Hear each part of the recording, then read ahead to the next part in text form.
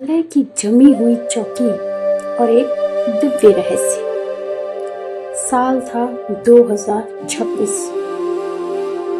हिमालय की ऊंचाइयों पर जहां हवा में ऑक्सीजन नाम मात्र की होती है, जहां तापमान -40 डिग्री तक गिर जाता है, वहां एक छोटी सी भारतीय सेना की चौकी बर्फ के समंदर के बीच खड़ी थी। चारों तरफ बस एक सफेद सन्नाटा था। न कोई पेड़, न कोई पक्षी, बस बर्फीली हवाओं की चीखती हुई आवाज। उस चौकी पर उस रात सिर्फ एक जवान तैनात था। बर्फीला तूफान लगातार 3 दिनों से चल रहा था। रेडियो सिग्नल टूट चुके थे, जनरेटर भी बार बार बंद हो रहा था और ऑक्सीजन की कमी से जवान का सर बार बार भारी होता जा रहा था।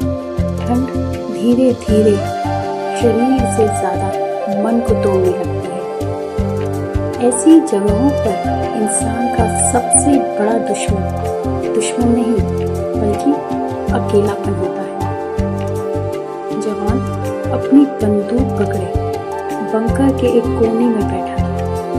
हाथ सुन्न हो चुके थे, आंखें भारी हो रही थी और तभी बर्फीले तूफान के बीच एक अजीब सी घटना घटी। अचानक हवा की दिशा बदली। तूफान के बीच बर्फ की परतों के पार जवान को दूर एक विशाल परछाई दिखाई दी। पहले उसे लगा कि शायद ये बर्फ का भ्रम है, लेकिन वो आकृति धीरे धीरे उसकी चौकी की ओर बढ़ रही थी। जो आकृति इंसान जैसी थी, लेकिन सामान्य इंसान से कई गुना ऊंची थी।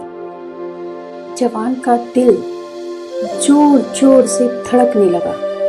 उसने बंदूक उठाई, लेकिन अजीब बात यह थी कि जैसे जैसे वो आकृति पास आती गई, उसे ठंड कम महसूस हो रही थी। जिस बंकर में अभी तक बर्फ जम रही थी, वहां अचानक एक हल्की गर्मी फैलने लगी और फिर आकृति बंकर के दरवाजे पर आकर रुक गई। जवान ने कांपती आंखों से देखा। वह एक मौन रक्षक की तरह खड़ा था। उसका शरीर बर्फ की तरह सफेद था, चेहरे पर अद्भुत शांति और आंखों में हजारों साल पुरानी गहराई। जवान समझ नहीं पा रहा था कि ये कोई इंसान है या हिमालय का कोई दिव्य रक्षक। वह आकृति कुछ नहीं बोली, बस कुछ क्षणों तक जवान की ओर देखती रही और उसी पल जवान को लगा जैसे उसके भीतर की सारी थकान, सारी ठंड, सारा डर धीरे धीरे गायब हो रहा है। सुबह जब जवान की आंख खुली तो तूफान पूरी तरह रुक चुका था। आसमान बिल्कुल साफ था। जवान बंकर से बाहर आया और जो उसने देखा, उसे देखकर उसकी सांसें रुक गई। बर्फ पर विशाल पैरों के निशान बने हुए थे।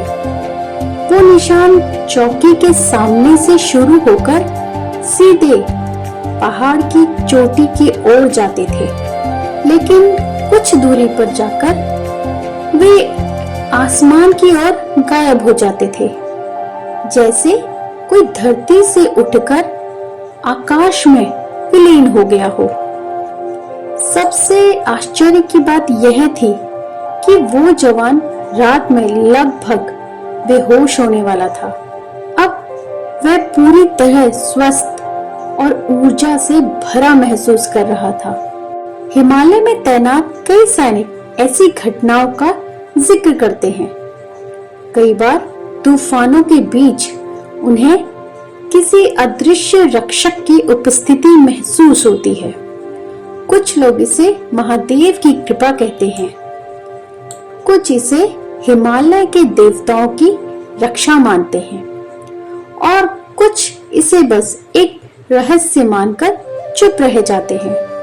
लेकिन एक बात लगभग हर सैनिक मानता है, जब इंसान दुनिया की सबसे कठोर सीमाओं पर खड़ा होता है, जब प्रकृति की ताकत उसके सामने पहाड़ बनकर खड़ी होती है, तब उसे बचाने के लिए सिर्फ हथियार नहीं, आस्था भी चाहिए।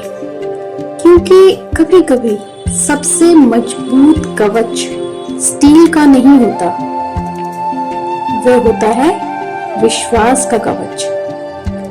और जो लोग हिमालय की उन ऊंचाइयों पर देश की रक्षा कर रहे हैं, शायद उनके साथ हमेशा कोई अदृश्य रक्षक भी खड़ा रहता है, जो तूफानों में भी उनकी रक्षा करता है।